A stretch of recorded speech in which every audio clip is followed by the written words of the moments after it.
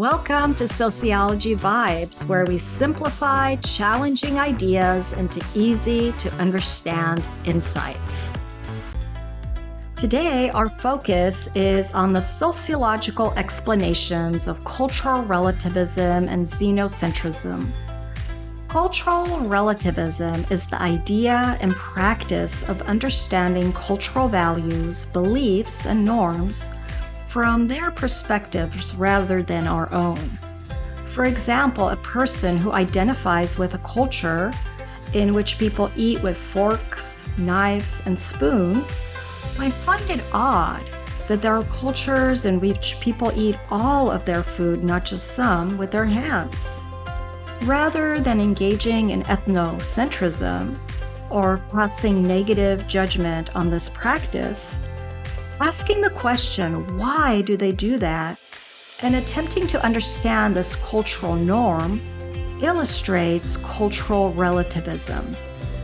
Maybe this is a custom that not only brings people together during meals, but also gives them a feeling of connection to their food and their traditions. Sociologists strive to practice cultural relativism and attempt to understand cultural values and norms within their cultural contexts. This can be difficult since it is impossible to completely distance ourselves from the cultural standards that we've been taught and place ourselves in another culture's way of thinking and doing. This is especially difficult when we interpret cultural practices as bringing harm to its people or other forms of life. At the same time, we might not realize how our own cultural standards might be construed as harmful and dangerous.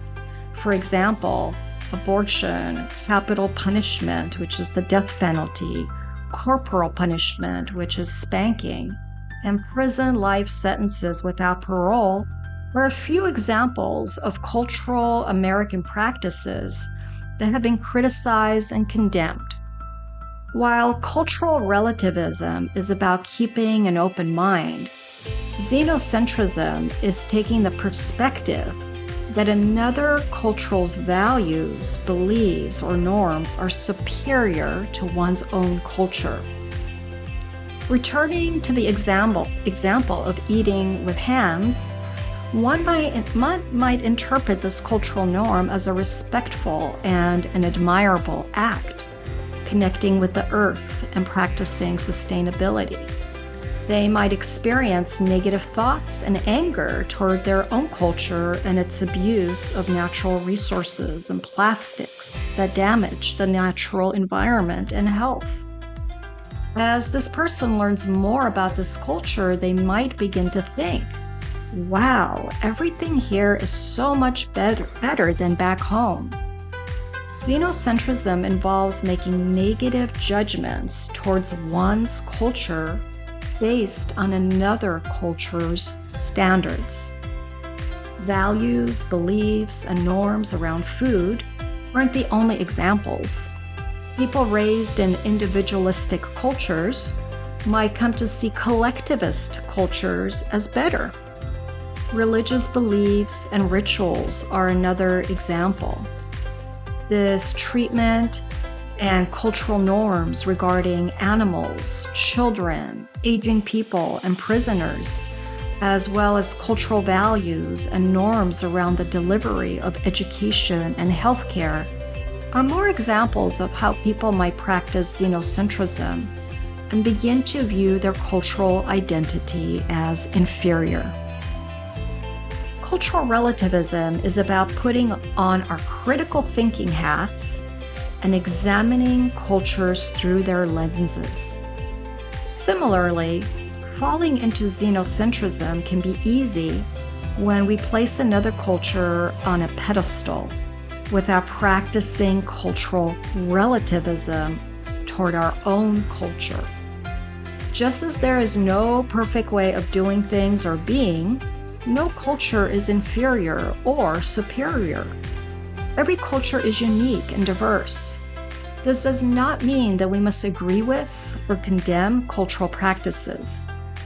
Instead, cultural relativism is about recognizing that cultural values, beliefs, and norms have their traditions, customs, and reasons behind what they do.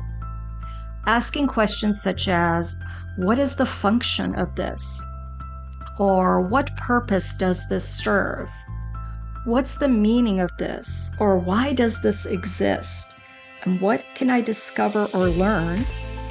Are all examples of cultural relativism in action. So why does this matter? Since we live in a globalized world, we are likely regularly exposed to culturally diverse ideas and ways of doing things. Cultural relativism is a tool to help us appreciate the richness of the human experience. It can help us understand and solve complex issues and communication breakdowns we might encounter and see challenges as opportunities. And this makes sociology fascinating, don't you think? Thank you for watching. Be sure to comment below with your thoughts, questions, or any topics you'd like us to explore next. Let's keep the conversation going and our community growing. See you in the next Sociology Vibes video.